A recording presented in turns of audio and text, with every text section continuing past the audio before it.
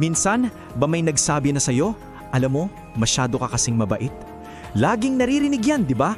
Na dapat laging unahin ang iba, na ang pagiging selfless, it's a good thing. Pero, teka muna, paano kung yung sobrang kabaitan mo ay may tinatagong mas malalim na kwento? Paano kung ang kabaitan mo ay isa palang sigaw ng tulong? Nakakagulat, no? Pero yan ang tanong na sasagutin natin ngayon. Samahan mo ako at alamin natin ang katotohanan. Okay, so let's talk about self-abandonment, ang pagtalikod sa sarili para sa iba. Alam mo yung feeling na you're doing everything for everyone, pero sa huli, parang may kulang sa'yo.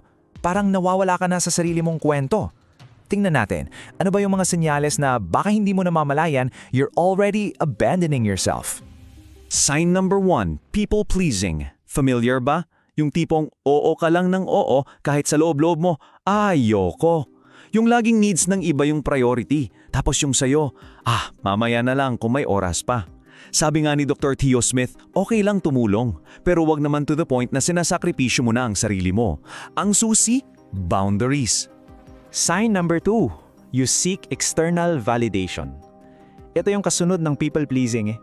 Dahil laging iba ang inuuna mo, subconsciously, naghihintay ka ng premyo, ng papuri, ng good job, para lang ma-feel mo na okay ka, na may halaga ka.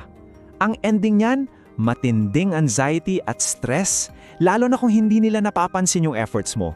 Ang sakit, di ba? At dito, pakinggan natin to mula mismo kay William Shakespeare. Self-love, my liege, is not so vile a sin as self-neglecting. Wow, grabe. In simple terms, mas malaking kasalanan ang pabayaan ng sarili mo kaysa mahalin ito. Dahil ang tunay na validation dapat nanggagaling sa loob, sa'yo, hindi sa iba. Number 3, you avoid emotions. Anong ginagawa mo pag nalulungkot ka o pag galit ka? Pinipigilan mo ba? Sinasabi sa sarili mo na, wag, okay lang ako? Nako, delikado yan. Kasi pag laging tinatago, naiipon yan sa loob, parang pressure cooker. Ayon sa psychotherapist na si Sharon Martin, kailangan nating i-acknowledge at iproseso ang feelings natin. Ramdamin mo, kasi doon magsisimula ang healing. At sign number 4, you don't set boundaries. Ayan na naman yung salitang boundaries. Kapag kasi walang boundaries, para ka na rin walang self-respect. Ang resulta, you end up making decisions na labag sa kalooban mo, labag sa values mo. Sabi ni Dr. Joe Nash, ang pag-set ng boundaries ay napakahalaga para sa mental health mo. Ito yung paraan mo para sabihin sa mundo at higit sa lahat sa sarili mo na hey, I matter, mahalaga ako. So, kung habang pinapakinggan mo to, tumatango-tango ka at nasasabi mo sa sarili mo, teka, parang ako to. Baka tinatanong mo na ngayon, ano ba talaga to? Bakit ako ganito? Humingi ka muna ng malalim dahil ang sagot baka mas malalim pa sa inaakala mo. So let's get to the bottom of this. Ang tunay na dahilan ay isang salita, fawning. At linawin natin ha, this is more than just being nice. Hindi ito simpleng kabaitan, ito ay isang psychological defense mechanism. Hindi ito choice, it's a reaction, a survival reaction. Ano ba tong phoning na to? Okay, according sa therapist na si Pete Walker, a phoning response is a trauma response. Para kang chameleon, ginagaya mo yung gusto ng iba, yung expectations nila para lang makaiwas sa gulo, sa conflict. Ang goal mo, maging safe. So, yung people-pleasing, yun yung nagiging sandata mo. And here's something really interesting. Ang fawning pala ay isa lang sa 4 na F's of trauma response. Narinig nyo na siguro yung iba, fight, flight, at freeze. So, kapag ang katawan natin nakakaramdam ng threat, aatake ka ba? Fight? Tatakbo? Flight? Matitigilan? Freeze? O susubukan mong i-please yung threat? Fawn? Hindi ito kahinaan, okay? It's all about survival. So, ayun na nga. Paano mo malalaman kung yung pagiging super-duper nice mo ay fawning na pala at hindi lang simpleng kabaitan? May mga specific signs tayo na dapat bantayan. Ito yung mga red flags na nagsasabing, hey, this is a trauma response. Okay, let's list them down. Una, you don't feel seen. Pakiramdam mo yung nice version mo lang ang nakikita nila, hindi yung totoo. Next, your values get compromised. Gagawin mo ang isang bagay kahit labag sa loob mo, basta mag-fit in ka. Tapos, you feel responsible for others' reactions. At lat-lat, you over-apologize. Sorry ka ng sorry. At ang pinaka-classic sa lahat, you just don't know how to say no. Let's focus on this one. Feeling responsible for other people's reactions. Grabe to. Yung tipong, pag may nalungkot sa grupo, feeling mo kasalanan mo. Pag may nagalit, iniisip mo agad, anong ginawa ko? Kahit wala ka namang kinalaman.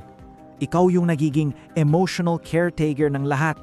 At sa sobrang pag-aalala mo sa kanila, yung sarili mong feelings nakakalimutan mo na.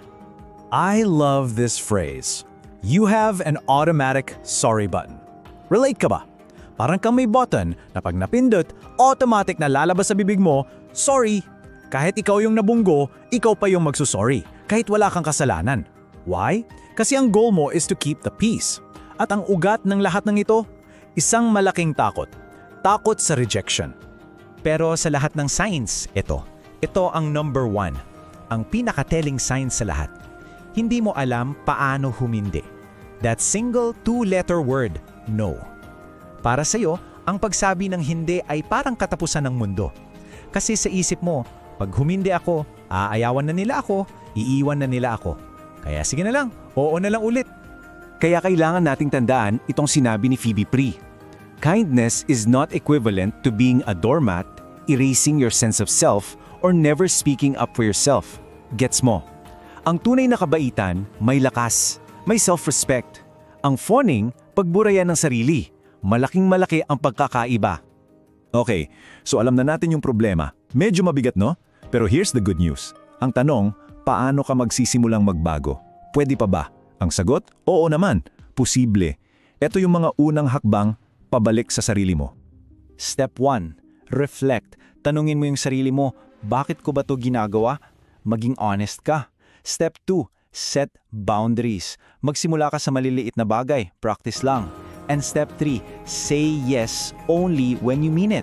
Bago ka mag-oo, tanungin mo muna ang sarili mo, gusto ko ba talaga to? It's a process, pero yan ang simula. At paano mo malalaman na gumagana na? Na you're on the right path? Simple lang, mararamdaman mo. Imbes na laging tensyonado at anxious, you will start to feel present at relaxed. Parang nakakahinga ka na ulit ng maluwag. Yan ang goal. Yan ang tunay na peace. Kaya ngayon, iiwan ko sa iyo ang tanong na ito. Handa ka na bang unahin ang sarili mo? Handa ka na bang matutunan ng tunay na kabaitan? Yung kabaitan na hindi lang para sa iba, kundi para rin sa pinakaimportanteng tao sa buhay mo. Ikaw. Thanks for watching, Mindscope. Join our journey to unlock the mind. Don't forget to subscribe. See you in the next video.